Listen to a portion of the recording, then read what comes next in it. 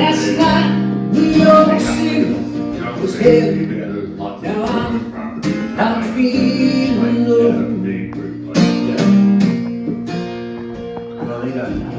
How many roads do we go? Oh, hell,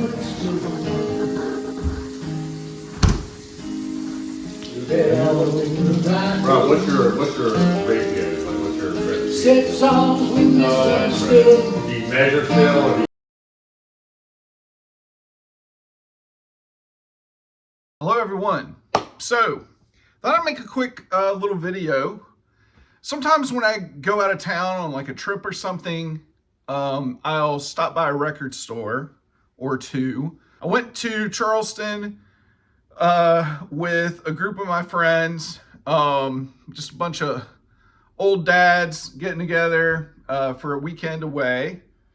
And when we were done, I decided to look up a record store.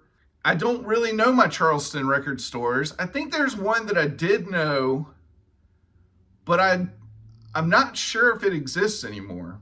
I messaged my buddy Justin to see if he had some ideas. He didn't really know Charleston area very well.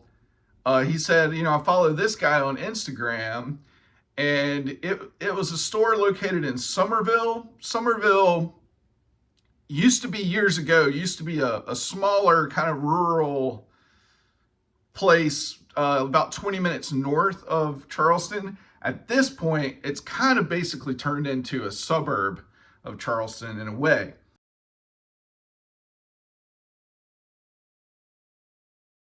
So this store was called Black Circle Records. It was a small spot, shares its space with kind of like a vintage boutique kind of thing. So the amount of records, it was probably even slightly less than what Premium Sound in North Carolina, here in Charlotte does. But, there was some new stuff. And then all of the used was just mixed in together. There was absolutely no genre separation. There was like a new arrivals bin of all used stuff. And so I just decided to just go through it all. It wasn't a lot. There was actually a good amount of country in there that was in pretty good shape, like a lot of Johnny Cash albums and stuff. I put a couple back because what I kind of decided to do was walk out with stuff that I'm more than likely that I don't see as often.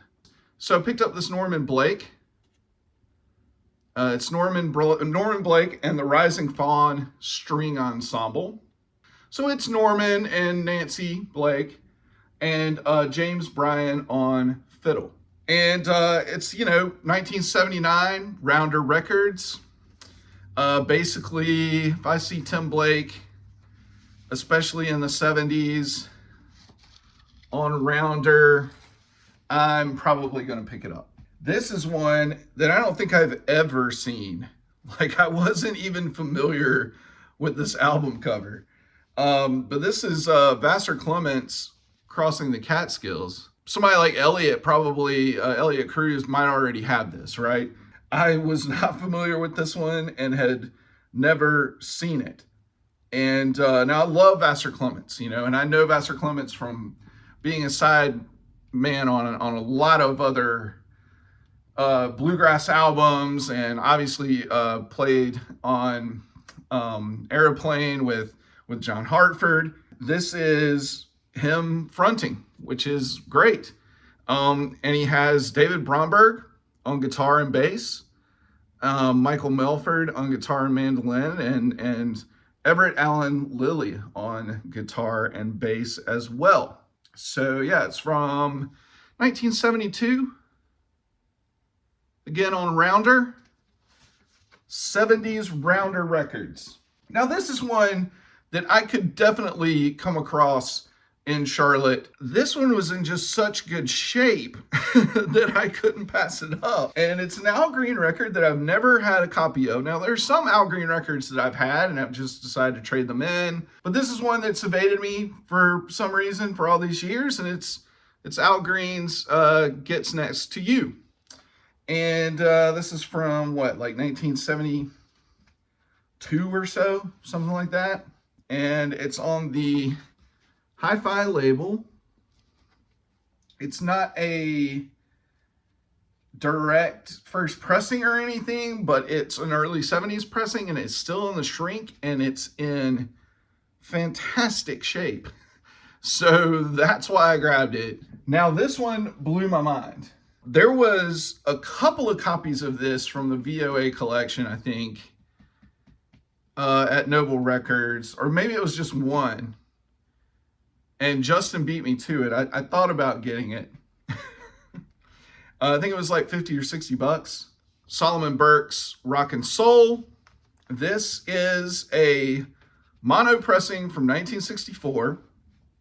It does have one mark on it that looks like it might be problematic. I haven't played it yet. We'll see. It wasn't feelable, but it still looked problematic. That being said, there's like a little hole punch. Aside from that, well, there is some writing on the back too. But aside from that, this is in incredible shape. And the record, except for that one mark, looks to be fantastic. This is in most cases online, even in record stores, this is like anywhere from $50 to $70 record, depending on the condition. I found it for 10 bucks in that bin. So unless that mark that I saw was play graded at that cost or something, I don't know. But I was kind of baffled. It's like maybe there's a repress that nobody knows about or something. But it matches all of the identifiers for a 1964 mono. And then the last one that I found, I've actually never listened to this record. I am aware of it. And it's this Parlay, Invasion of the Body Snatchers. This is the vocal group, Jeanette Washington, Shirley Hayden, and Janice Evans, a singing group, 3 women, but that were either in or have connections to Parliament Funkadelic over the years. So it's produced by George Clinton and Ron Dunbar, and has like members of the collective playing on it. It's from 1979. Yeah, 1979 on Casablanca Records. Casablanca, whatever. That's it, guys. Well, you know what? That's not it.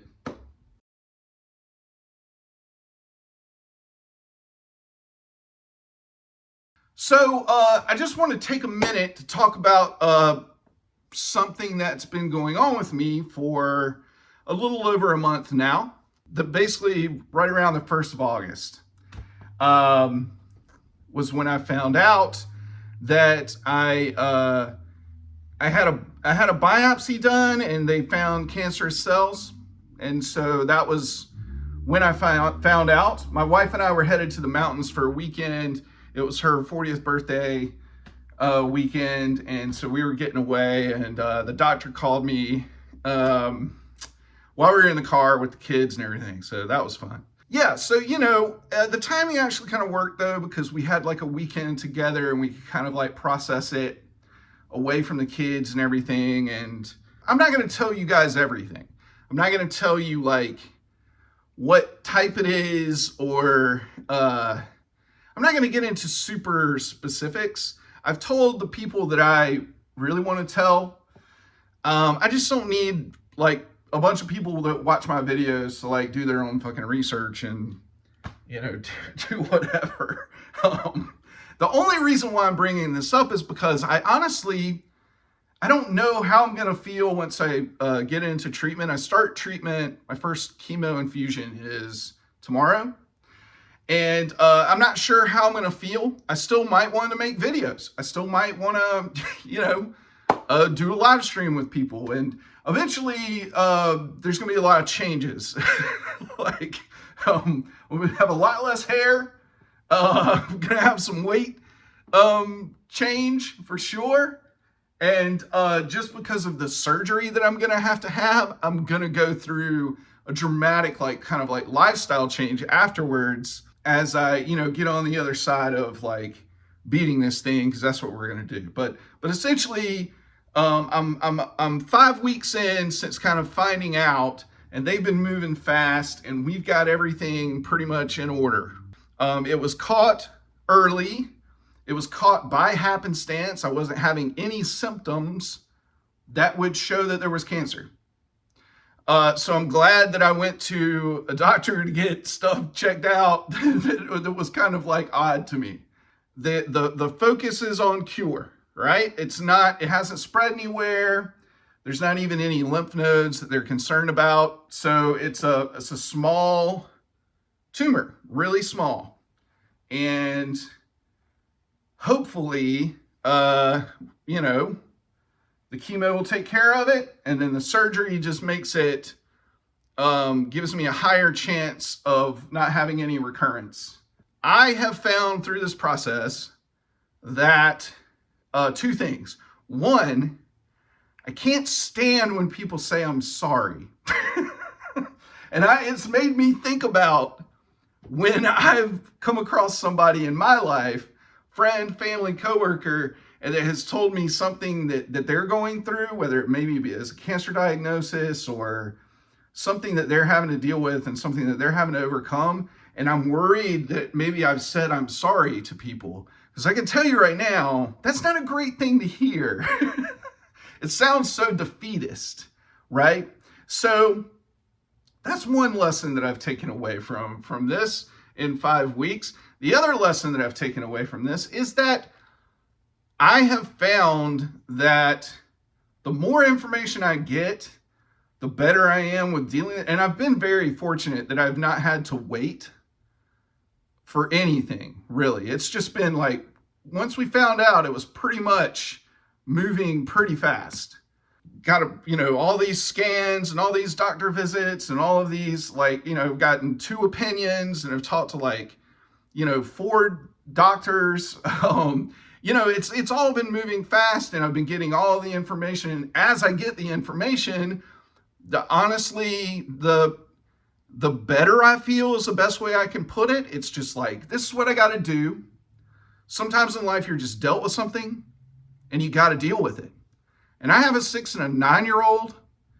And when you have kids that age, I think even if your kids are older, but especially around that age, you have no choice but to just kind of like accept, okay, well, this is what I got to deal with it, and let's fucking deal with it. In this situation, with everything that I have in my life, that I'll do whatever it takes, whatever I have to do to be around that much longer for my kids and my wife. That's the most important thing.